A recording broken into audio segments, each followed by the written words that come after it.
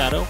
And if mid-shadow is one of these lists, right, I feel like bringing things like Portal, in Praetorian's case, understandable, right? Yeah. And then also bringing Forest, because then you can just bully out their shadow list. If you think they're bringing Daria, and then you think they're bringing Tilting Dragon, one of those is probably just going to beat you down, right? But then what about the mid-shadow list? I don't know. I do think you have good options against it. It's interesting, though. Like, talking about the White Wolf Forest Craft deck, I think it has to do with the comfort level playing it against Daria and or Tilting at Windmills Dragon. Realistically, White Wolf Forest Craft can win those matchups. But without extensive testing against really good opponents, it might just not be the day people want to bring that deck. They're just like not as practiced with it. They've been playing their Shadowcraft decks. They know that Dragoncraft can kind of brute force through anything. And Mid-Shadow, I feel like at this point, is just the safe pick. It's kind of like, I understand how to play this. It kind of always does the same thing every single game, and that's what I want to rely on to win the big prize money. Yep. All right. Looks like Sheepy is not scared of Portalcraft. Just decides to ban out Daria anyways. Is willing to go down that path, but a lot of people who have done that against Praetorian have not come out on the winning end. That's true. That's true. Praetorian, of course, winning an event with Portalcraft, showing that he knows how to play the deck. Interesting to me that he chose to play his Shadowcraft deck first instead of Portal, if he thought that Dragoncraft was going to be the first pick. Yeah. I mean, classically, Portalcraft does not do well against Dragon, but the key here is that you don't want to risk missing your matchup, right? If this was a Shadow Mirror and the mid-shadow list from Sheepy snuck out a win, then your Portalcraft has no list to play against. That's right. And if, I mean, say similarly speaking, if he doesn't get to play this Portalcraft list against the Dragoncraft list, maybe those Fall from Graces kind of just do what we've seen last week, where they just kind of sit in your hand and don't do anything in the matchup. So yeah. There's not much to justify Fall from Grace in the Shadowcraft matchup, at least aggressively, because oftentimes you're actually giving them a more valuable faller than what they have. Right, and realistically, you can use it in the end game to kind of keep yourself out of Aisha range, but it's still really hard to pull off that way. You know what I mean? You have to have something in play. They have to have something in play. It has to make sense. Maybe even you need an Evolution Orb to get enough drain off of the Angel that gets created. So, can be very awkward. And I can tell you from experience of playing Fall from Grace and Portalcraft, realistically, it's not as big a deal than most other, as in most other decks, because you do get that reset where you get to discard your hand and draw 6 new cards, so it doesn't just sit there forever. So it's not the worst. Not the worst. Just as long as you get Deus Ex Machina. That's right. Got to get your engine going. Absolutely. So if you guys are new to this matchup, I'm going to quickly cover it real quick. So we're talking about Mid-Shadow versus Tilting at Windmills Dragoncraft. Realistically, this comes down to Dragoncraft's draw. Mid-Shadow, again, is going to do what it does. It's going to curve out, Prince Catacomb being the best thing that it can do in the mid-game to kind of force through boards turn after turn. But Dragoncraft, if it gets the nice ramp spells, if it gets a quick Tilting at Windmills, it gets really hard for Shadowcraft to actually overpower it, because it can't really do anything about any of the threats that are going to be employed. Lots of Storm Followers, lots of damage to face, and Shadowcraft doesn't really have a lot of healing or ward. And by a lot of, I mean virtually none. So it gets pretty tough to beat it in the end game. Yeah, they've chosen to exclude any of those from the list, just trying to keep all the cards as lean as possible. All of them pointed towards aggression, really. Almost none of the cards in Mid-Shadow at this point offer any significant defensive value. Probably the most defensive leading is Lurching Corpse and Necro Assassin. Yeah. That's about it. Now, Aisha can be used as a good defensive tool as well, but of course you're never really too happy to do that. That's why a lot of lists play 2, so that you can run one out early if you need to. And it's been a long time since we've actually seen the double Aisha win. We saw that once, but it hasn't really come into play too often. Yeah. Not too often. Sheepy, of course, doing what Sheepy do. And I think he's going to feel pretty good about this hand. Probably going to draw into more useful things coming up. Would maybe like to see one more piece of ramp available. Yeah, a Fervor would be really nice here. He does have the Singer next turn for some more card draw. Praetorian, of course, has a really good curve. He's got the 1 into the 2, into the Skull Ring, into the Prince Catacomb. So this is about as good as it gets for Shadowcraft. The only thing that could have happened better for Praetorian here is if he was going first to make permanent use out of this curve. Sheepy will have ways to kind of deal with this if he does get onto the board here. Yeah, double Scyther will be pretty good, especially going into the overflow turns, but he might just get run over here. Even if he does pull a Draconic Fervor, it seems pretty scary to play against the curve that's about to drop. Well, the best way to deal with this, Sheepy has to draw an Israfil pretty quickly here. The reason I say that is because you can Breath of the Salamander the first Prince Catacomb board, and then you can Saha Quill Israfil the rest of the board and kind of sweep that under the rug. So very, very interested to see what Sheepy decides to do here. Probably the Pure-Hearted Singer, just to get some more card draw going. But I actually think Praetorian is already guaranteed some damage here just because no ramp was pulled on this turn. That means the Skull Ring is going to come down, and on the next turn, Sheepy's only on 5. And no evolution. That's right.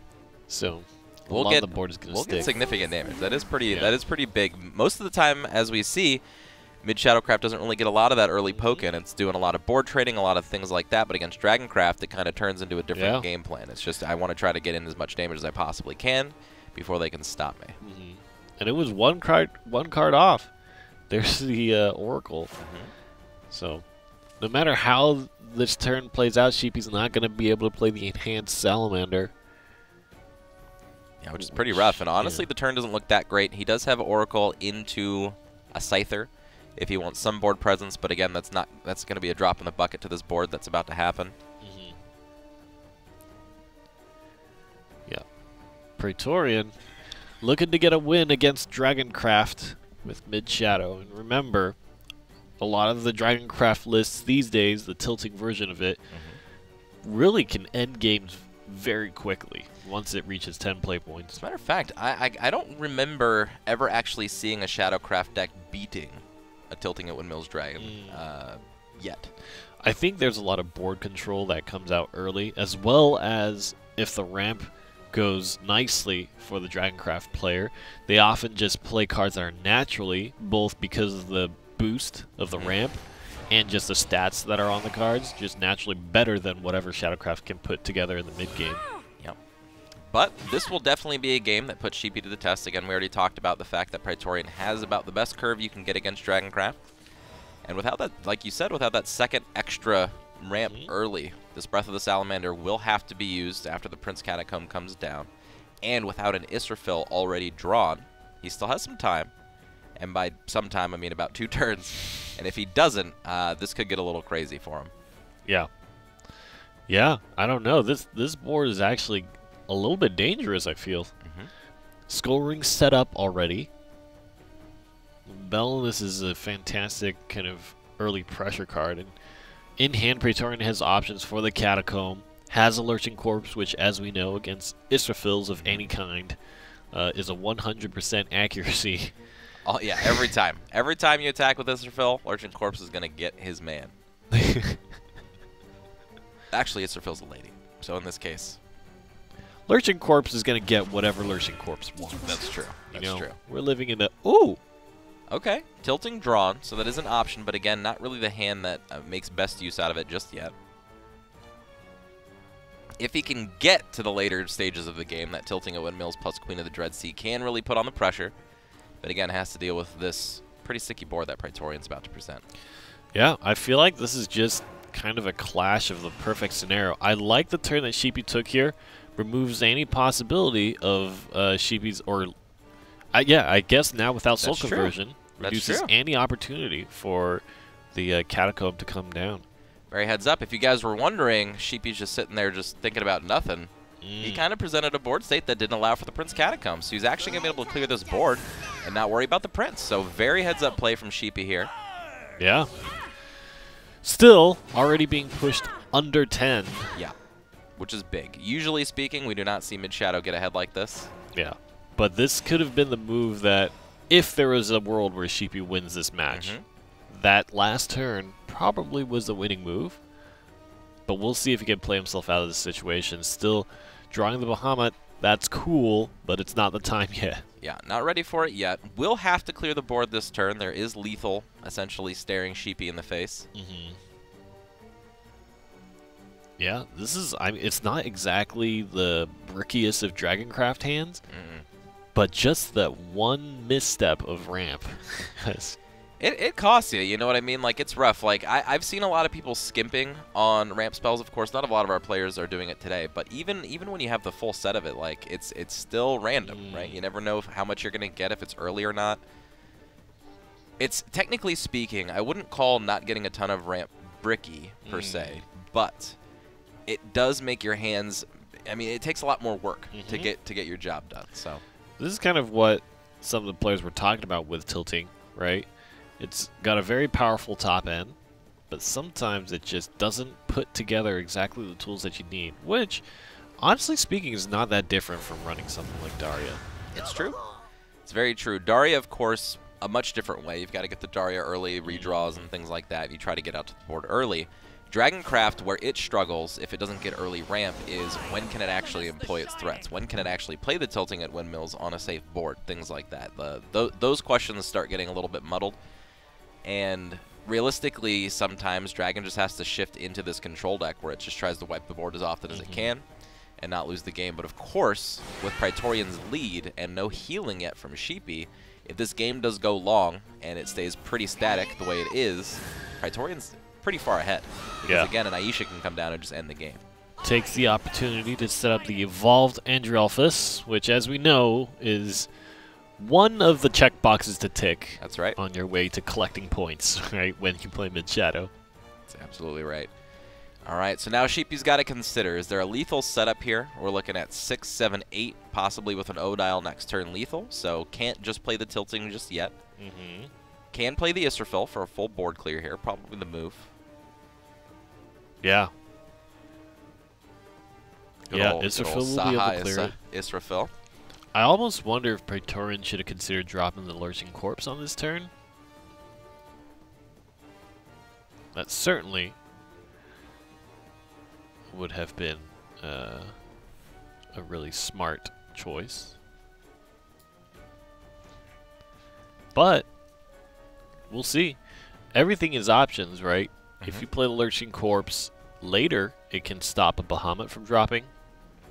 Even if you did have tilting, the Bahamut may just be removed. Yeah, actually that is an interesting choice that Lurching Corpse was not played last turn to kind of shut down a possible turn like this. But Praetorian's going to get his board wiped. He is going to draw some cards though. Oh man, that's pretty rough. Yeah, that's not what you want to see with the Bellanai. That's right. All right, Aisha is drawn, so that endgame option is real. Multiple Lurching Corpses, and again, that's all very helpful. The pre-evolve on the Sahak wheel. Interesting. And I think it's pretty smart. At 6, there's not a lot that Shadowcraft can do to reach those numbers in terms of an evolved follower.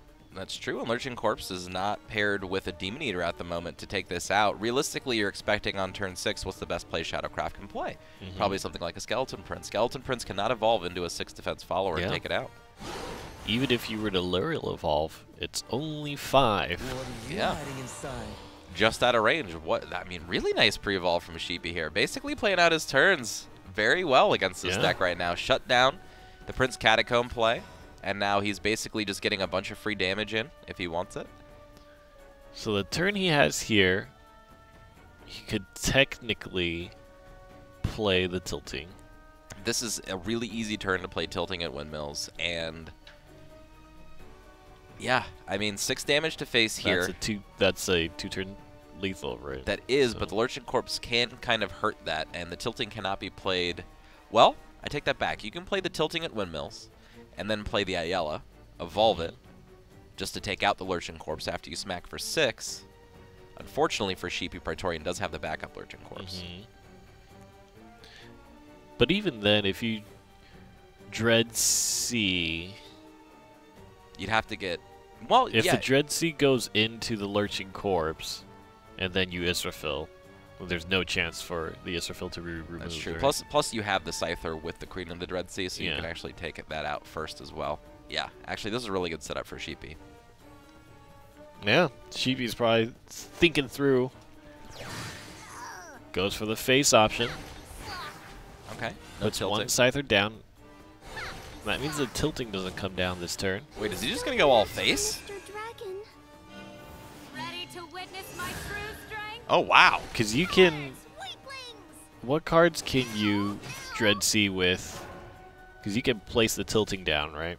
You can play tilting and something, yeah. So you can kind of just end the game with that combo. I really like this setup. Sheepy's just like, you know what? I'm not going to play the standard game, but I'm just going to set up a win in a way I know how. And even with an Ektar this turn, we're only looking at 8 damage, so Sheepy navigating that amount of damage just as well. Yeah. I like it. I think the board lock really hurt Praetorian. It did. And also not playing the Lurching Corpse on the previous turn. Yeah, Praetorian just, I mean, again, it doesn't look like he's been making any mistakes, right? Just playing to the board.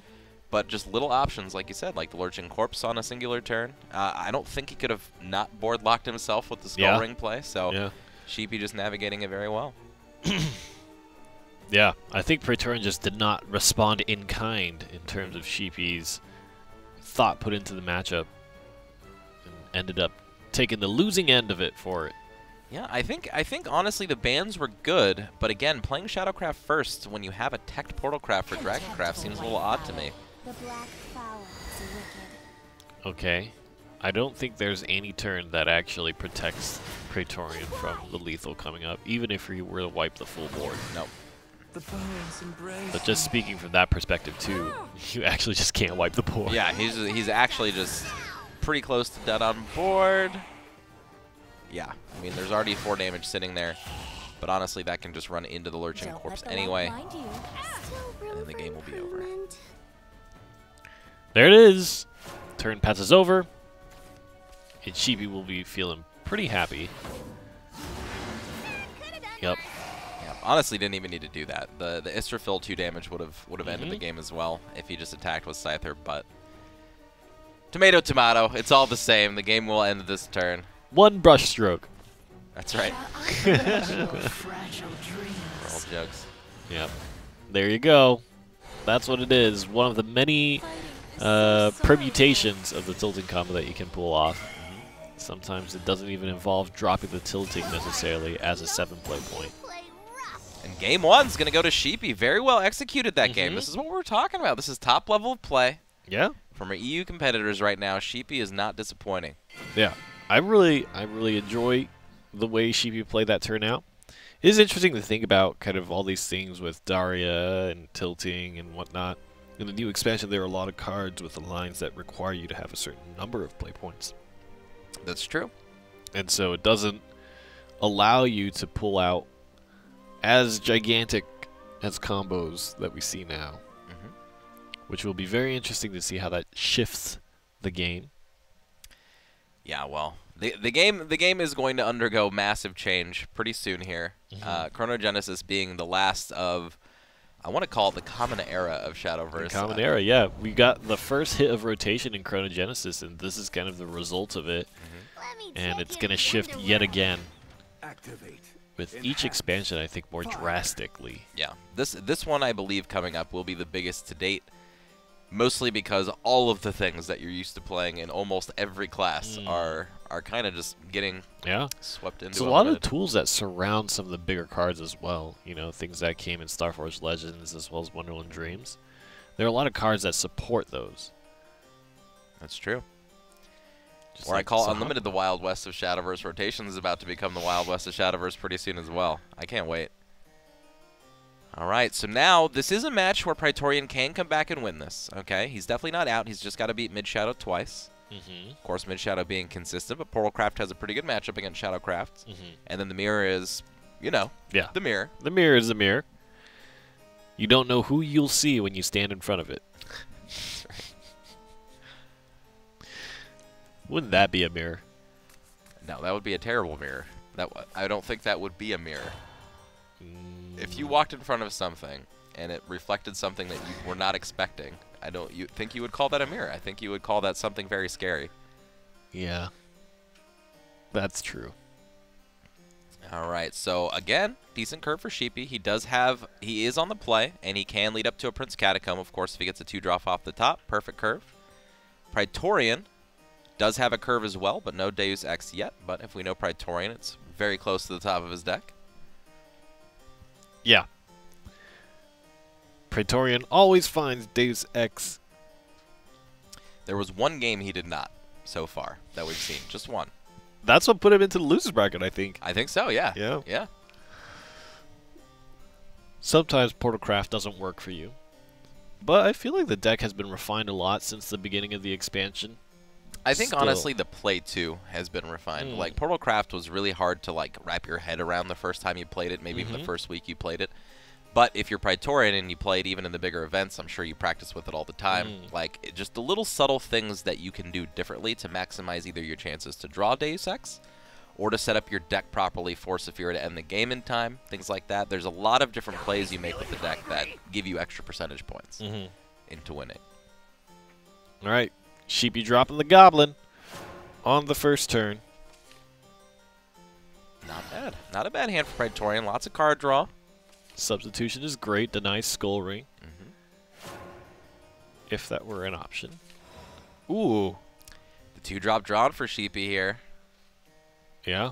If there's not much to contest the board, now of course there is the Icarus, so there will be something to contest the board, but this could go out of hand really quick. And I gotta tell you, there is not a lot more things satisfying in this game right now than substitutioning a Pure-Hearted Singer. It feels pretty good. Denying that extra card draw. Yeah. Hey, you know what else is a good turn?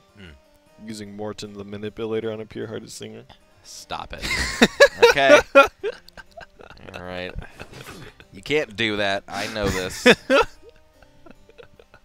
This is why we talked about Morton the Manipulator is not being a choice for anyone at the moment. As you guys can see it on board, that costs 2 play points or less. Yeah.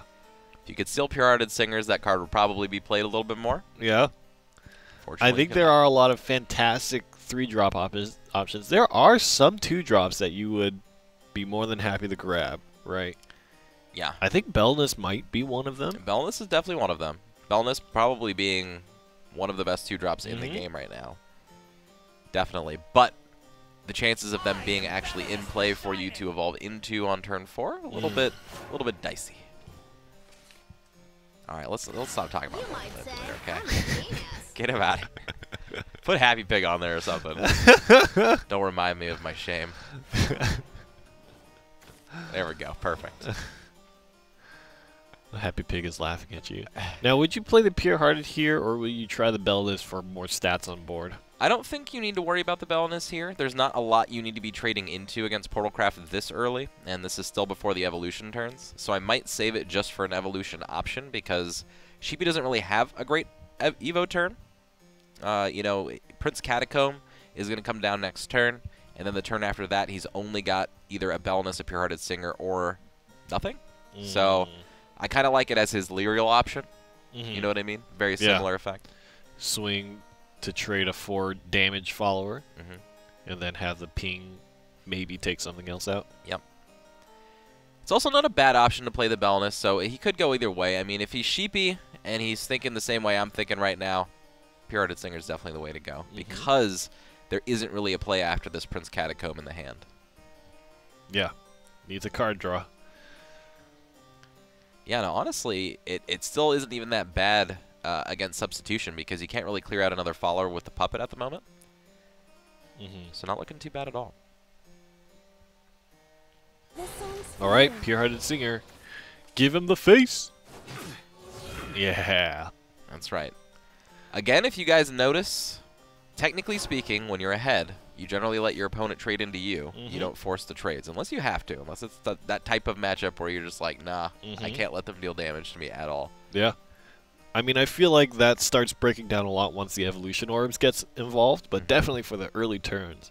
Right? And that really sets the pace of the game. It's a difference of getting no damage and upwards of 6, 7, 8 damage sometimes with cards being able to swing turn after turn. That's right. All right, so Praetorian has a few options here. The ward option is okay. Substitution is okay. Not the best, but again, it does deny the card draw. Interesting. Okay. And So now, taking down 2 of the followers means that Catacomb is still an option. still an option. It's still probably the best play. I mean, honestly, you can play another Pure-Hearted Singer or a Bellness. I guess Bellness plus Zombie Party could be okay. But again, I don't think you need to employ that option just yet. It really just depends, though, if Sheepy wants to take out this Icarus before the evolution turn. Yeah. The thing, I guess, about playing Catacomb is you know that the puppet is in hand. That's true. So, yeah, pretty easy clear with the puppet. And Catacomb, I suppose, does have some benefit later into the game, or if you have a more full board. Right? It is pretty significant how many followers you tag with it.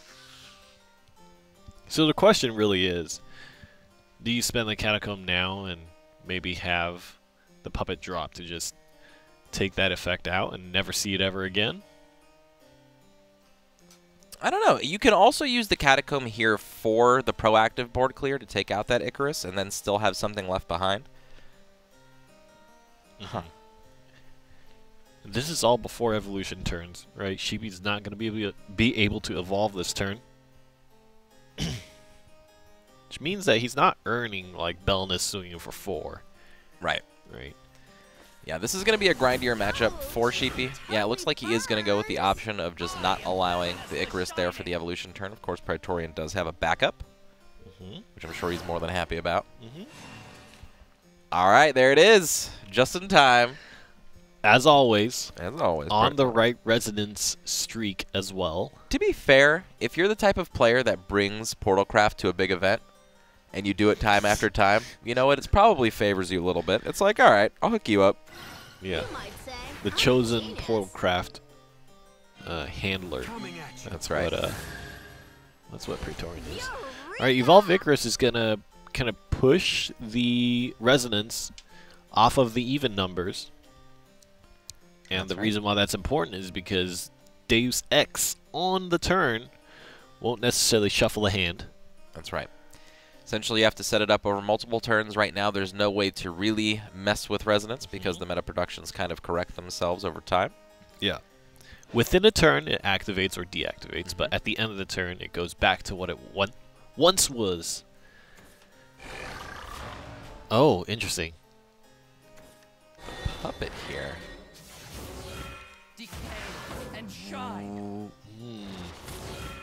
Oh, he's trying to save damage possibly on the Icarus. Okay, I like that. Worked out.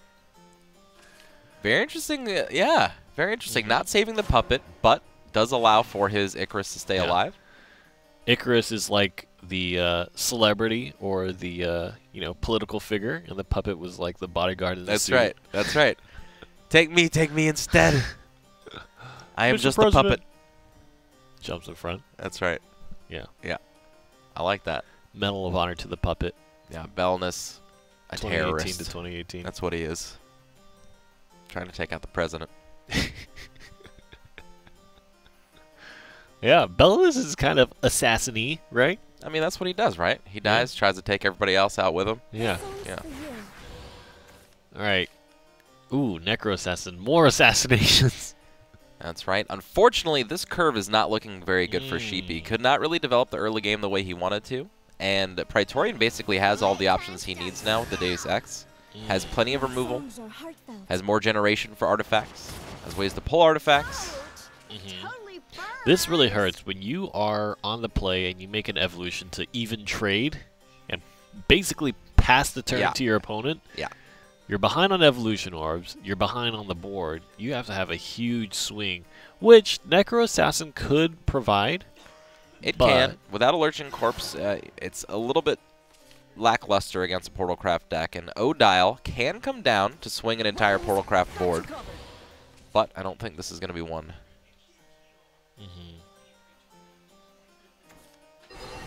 Oh, interesting. He plays it out. That's going to risk his resonance. That will risk resonance. So if the analyzing artifact does get removed, that means that resonance will be turned off next turn for the Deus Ex. So we'll see. Lyrial was a perfect draw. Do you spend another evolve on it? This is where the game gets rough, right?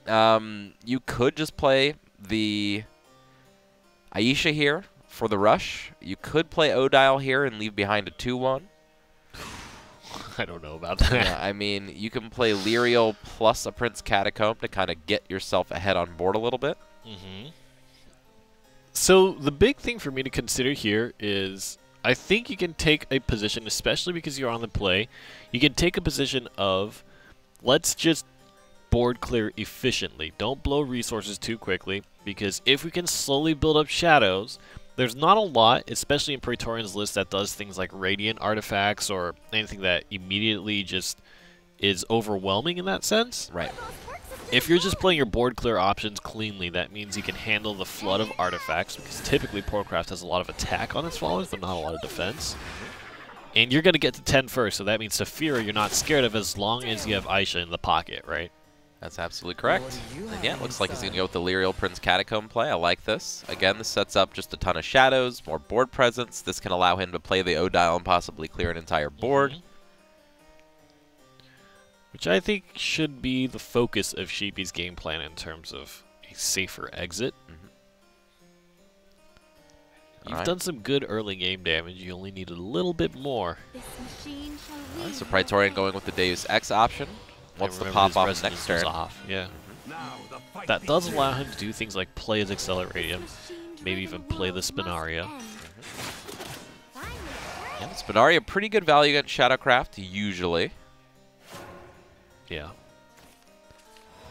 Spinaria was a card it's interesting. So over the different iterations of Portalcraft, it's been a difference between, do you play Hakrabi, do you play Spinaria, like what's the 5-drop of choice?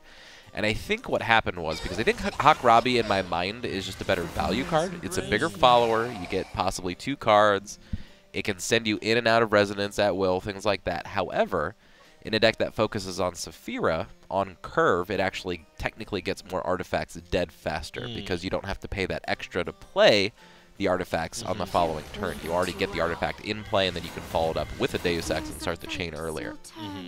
So Spinaria kind of got the nod. Okay. Down to 12 is Praetorian. Hamlin was a pretty decent draw here. This will allow multiple analyzing artifacts to run into this board with the Acceleratium. Got to be careful, though. Got to watch out for the Resonance. Yep, so each artifact played will profit you 1. So you can go up to 6 play points again. Yep, and only 2 analyzing artifacts will be just fine for keeping Resonance where it's at, and then he can kind of really do whatever he wants with the rest of his turn. Yeah. He can even set up the Spinaria, finish off the rest of the followers in play. This is a really good turn. Yeah. Oh, that was also very nice. Yeah. Just the endless turns.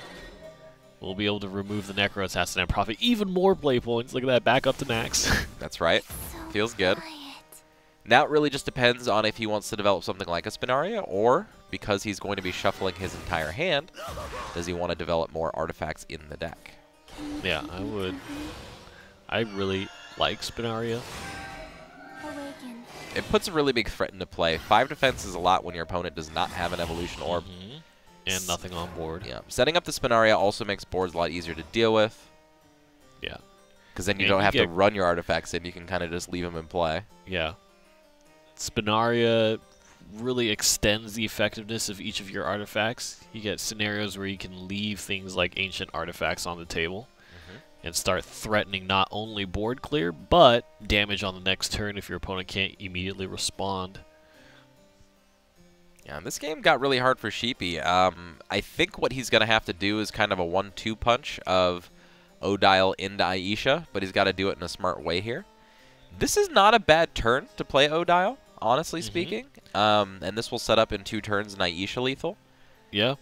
I think that the key thing to remember here for Sheepy is to understand that Portalcraft doesn't necessarily build up a ton of damage as long as you can clear away the lower defense followers, right? Because again, much more attack than there is defense on most of the cards on Portalcraft.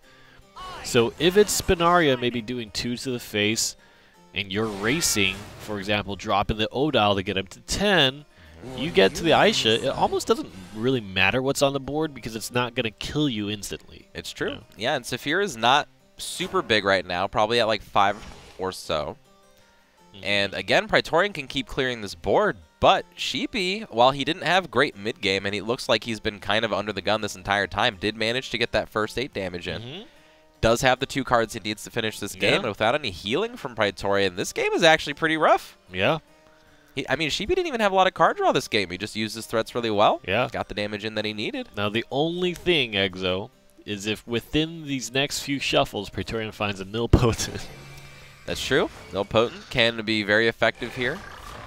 Honestly speaking, Praetorian has not really favored putting wards into his deck, which kind of hurt. Like last turn, he had the chance, outside of playing Spinaria, to play 2 wards and shuffling 4 wards into his deck, and kind of left that option to the wind, and now he doesn't have anything to protect himself.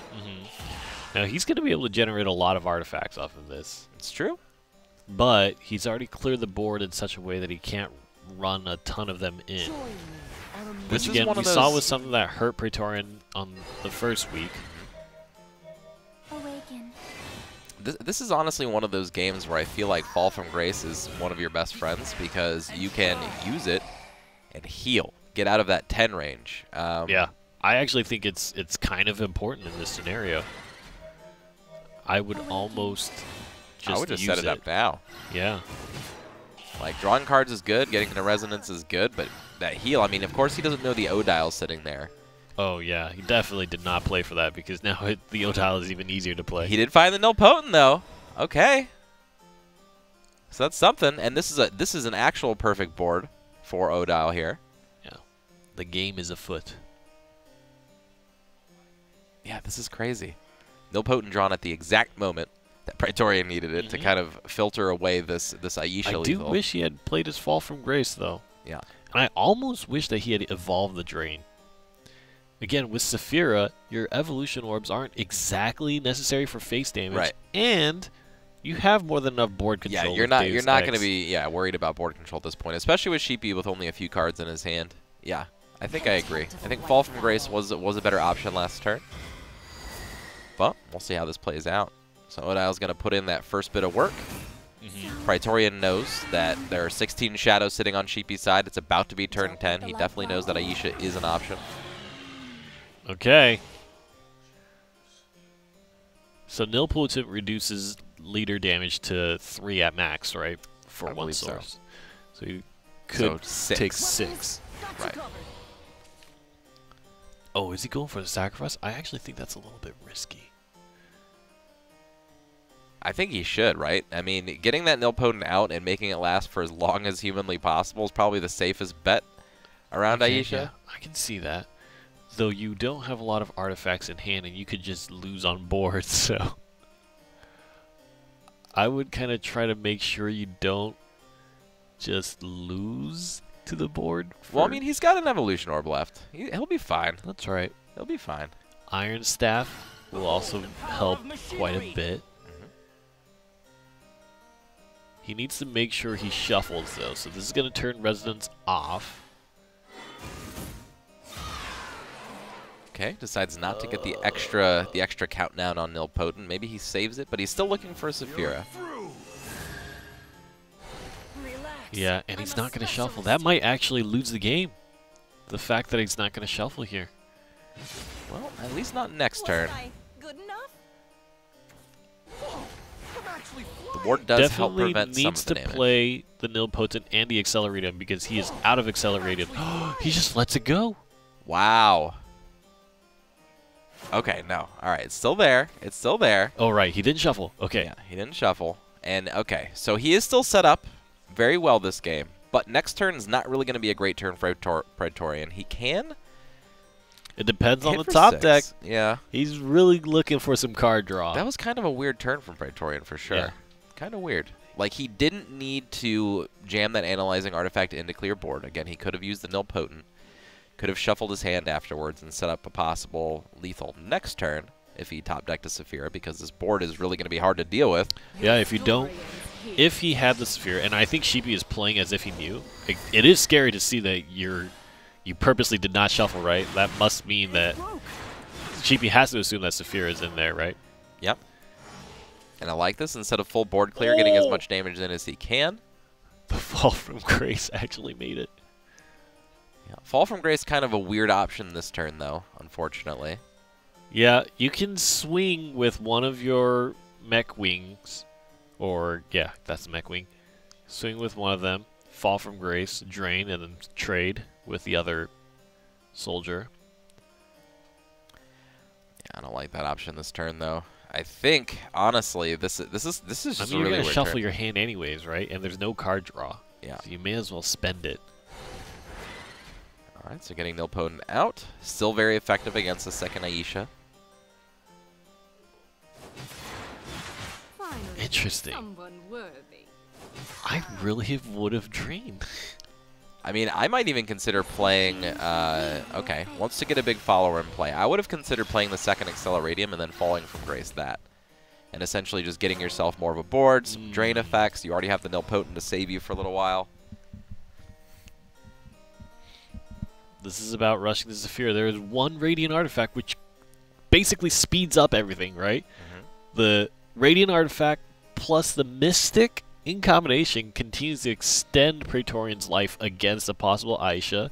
Ector can only go off if there's a bunch of followers on board. Yeah, I think this game is now safely over. Sheepy was not able to end the game with the Aisha. Does not really have a way to get the board back anymore. This Ector's going to be able to clear, but the combination of the Radiant Artifact and the Zephyr in hand, I think, might just be enough tools. There's... well, the Mystic doesn't profit you any play points. Spinaria can find you additional artifacts.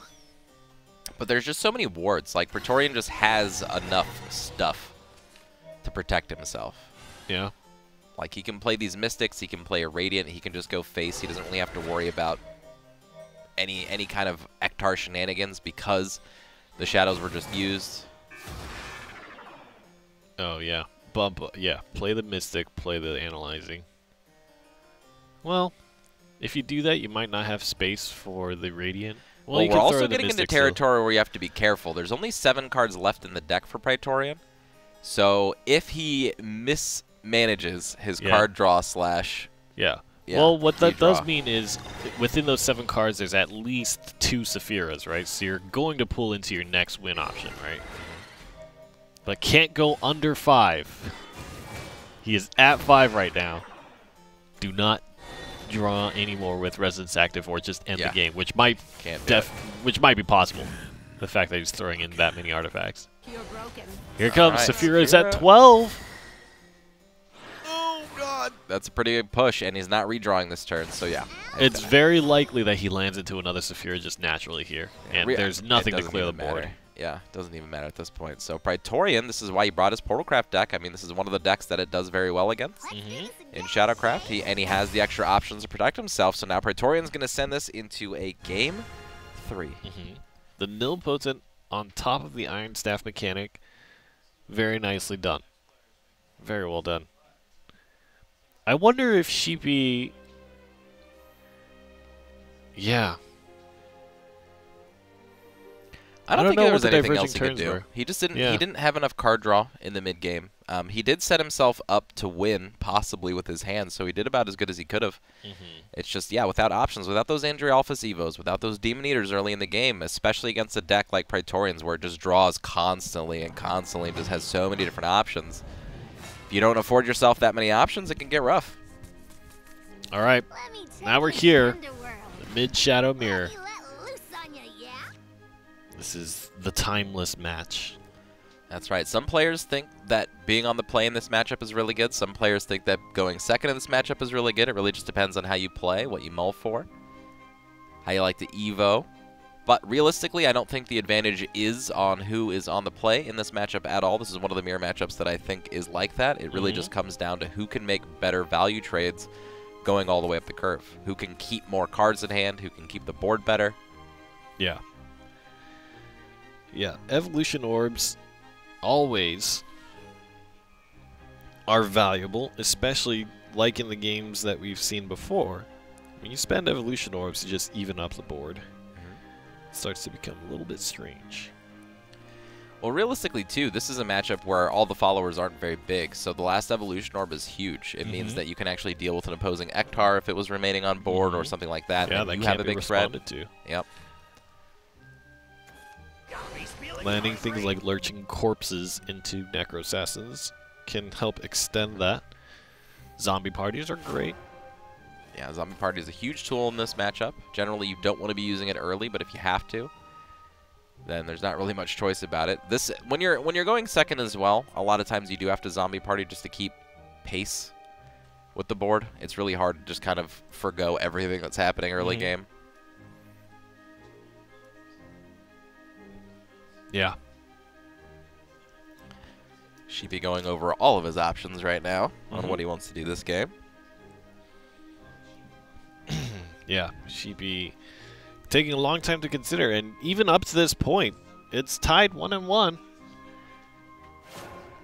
I feel like Sheepy has a lot of experience playing Shadowcraft-type decks, and that might hurt Praetorian. And both of these players were in previous Shadowverse Open seasons, so they have competed against each other. They know what this experience is like, and Sheepy typically has performed better in previous Shadowverse Open seasons than Praetorian has. It's true. I mean, Sheepy's like biggest game plan is grinder, right? He likes to grind out his opponents. He likes to, you know, take it at his own pace. Yes. And basically just try to figure out every out he can about what your game plan is and just try to generate more value than you. And at the moment,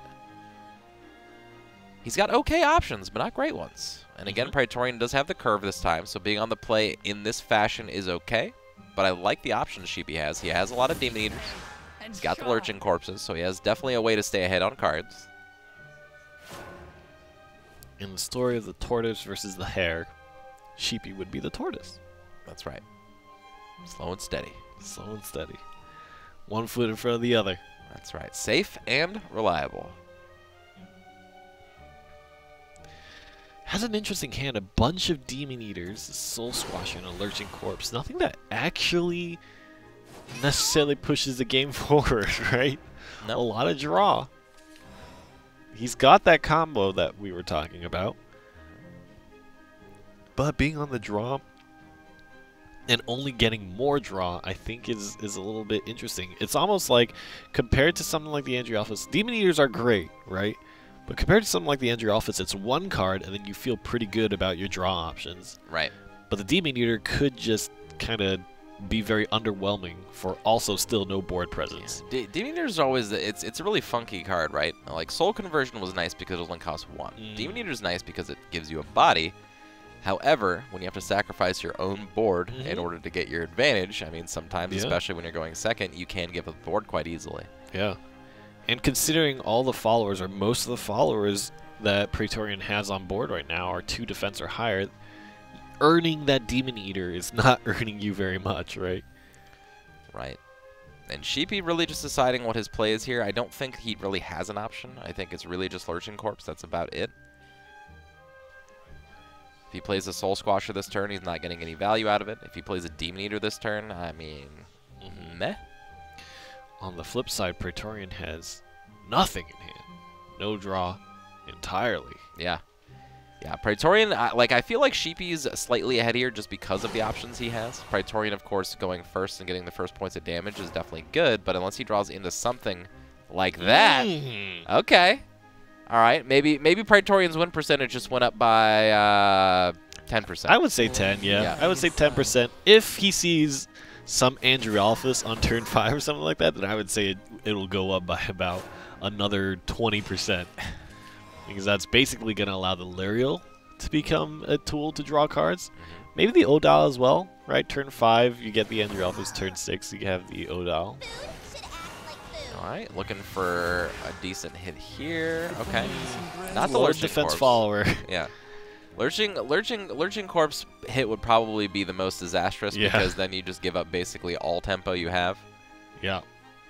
So that was not bad. And I guess he's thinking, okay, do I play another Demon Eater, try to draw more cards, and then Evo it to kill this 1-drop? Do I play a Goblin here? Do I play a Zombie Party here? It's kind of rough. None of these options are stellar. They're just okay. Yeah. Again, does have a lot of cards, though, so going into the mid-game, if he can kind of circumvent this early pressure that Praetorian has presented, he will have a lot more options going to the mid to late game, but got to get there first. Man, so every once in a while, when you just draw Prince Catacomb on the perfect turn, you're just like, yep, yep. Feels so good. Feels so good. I remember before Prince Catacomb hiked up his prices, it was just 3 play points, and it was extremely difficult to even have the cards on the table to make the necessary trades to reduce the follower count. Yeah, 3 play point Prince Catacomb was pretty absurd. I remember when we did the review, ISMPie and I, we were talking about the card. We're like, this card's fine. It's like, it's all right. 3 play point 1/1 gives them all, you know, blah blah blah.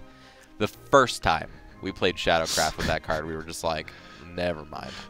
This is pretty bonkers. It's just because it does everything, right? It gives you board presence. It gives you a ton of shadows. The most important thing to me that stands out with Prince Catacomb is it ends up letting you have followers that are able and ready to swing. And it's honestly one of the only cards that actually survived its adjustment with cost. So it went up in cost, but people still play it. Yeah, now you have me thinking about all the cards that would have gone up in cost. Bare Knuckle, he went up in cost, right? Yeah. Bare Knuckle Bodyguard. Big Knuckle Bodyguard, yeah. Big Knuckle Bodyguard. Yeah, he went up in cost and then basically just got disappeared. Shadow Reaper disappeared. Yep. Your death will be swift. Council of Card Knights. But that I think that actually disappeared because of meta rather than... Right. I still think the card is really good. The card is still really good, yeah. But you're not going to see it a ton. Before it was like the centerpiece in a deck that could beat you on turn 4, 5, 6 like pretty easily. Yeah. That deck was dumb. I'm so glad we don't get to see that anymore. If you guys have never seen the horror story that is Aggro Sword before they adjusted a lot of the cards, oh my goodness. That was one Ephemera. Ephemera, that was another card that got increased and kind of disappeared. Ephemera. That was in the same deck. Vagabond Frog, he got his cost increased, right? Vagabond or Frog did he get stat nerf? but he's bad anyway. Don't play Vagabond Frog. Don't do it, people. Play Vagabond Frog. Oh! Get out of here. That's even before the cost increase right there. Look at that. That's old school Vagabond Frog. Vagabond Frog. At the end of your turn, gain ambush. This guy was a sneaky boy. He was. So when he was 3 cost, I still thought he was bad. When he was 4, now he's 4 cost, he's terrible. But people still try to run him. People still do it. They like to meme on you. The little froggy. To be fair, though, like, there was a deck, you know, like the just pump Vagabond Frog into oblivion until you kill your opponent. That was decent when he was 3 cost. It was one of those. It was one of those things that you could just do. You know what I mean? Yeah. Cyclone Blade being a really important role player in that deck, but of course it's talk about an Atomy deck like that. It's pretty close to what that is. You have to high roll. You have to get the perfect draws. All that stuff.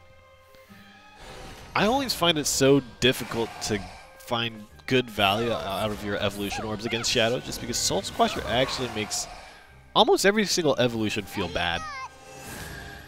Yeah, getting value in general against Shadow with your evolution orbs, like you said, is really hard just because their followers aren't necessarily very big, so you don't really want to Evo, but you kind of have to make sure that they can't Ektar you for a bunch of damage. Especially if they have Prince Catacomb set up, you're just like, do I really want to Evo into a 1/1 to pop out the 1/1? Like, yeah. Never feels great. Odal's definitely the choice here. Yeah, just keeping the pressure up is Praetorian. Yeah, one day I want to see an Odal not have to swing into the Odette and have another card do it. Yeah, I don't think we've ever seen actually Odette hit play and Odal not attack into it. Yeah. I feel like there are situations where that can be justified, right? I mean, making sure that your Odal survives for as long as possible is always a good game plan. Especially in a matchup like this where, I mean, most boards get taken care of by Odal.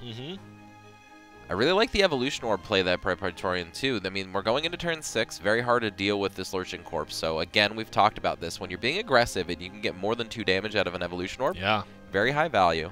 Just saw the Soul Squasher go out, was spent on the Goblin, and now this is kind of the stage 2 moment of stage 3 being Demonic Simulacrum.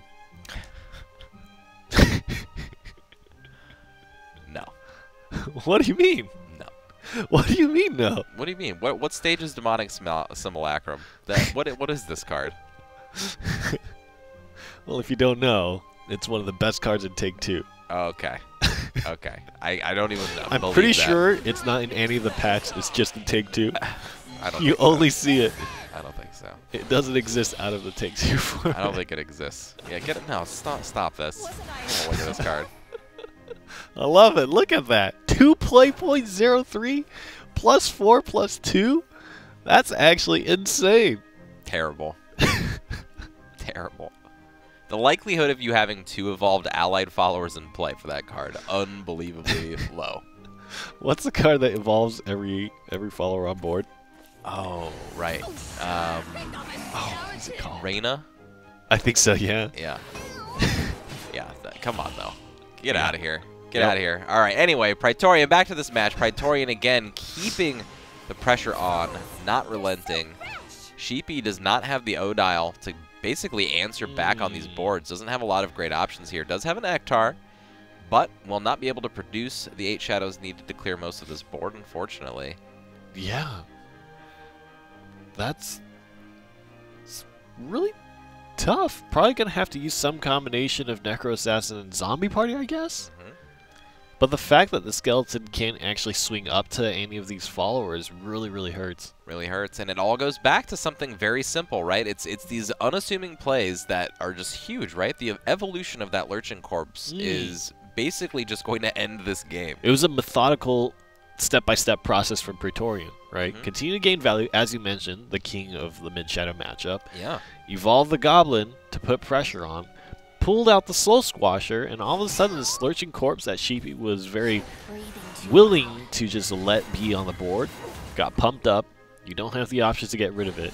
And even if you do get rid of it, at this point, having the Soul Squasher, or rather having the Lurching Corpse effect turn back around and remove your own board, you're still playing from behind. Yeah. Not only are you playing from behind, you couldn't even clear out this entire board. You're going to go to possibly 1 this turn. And then all of these Lurching Corpses that come down are just going to make it impossible to deal with if you clear an entire board. Oh boy, that's one spoopy board. Nice. The Demon Eater found the target. Unbelievable stuff. Can really just do it again too. Not even the worst case scenario. Honestly, I probably wouldn't have gone with the Demon Eater option. I probably would have just laid out all of the Lurching Corpses. Realistically, if your opponent wants to clear the board, they're going to have to clear their own board to do it, and you want that 1 damage to remain in play.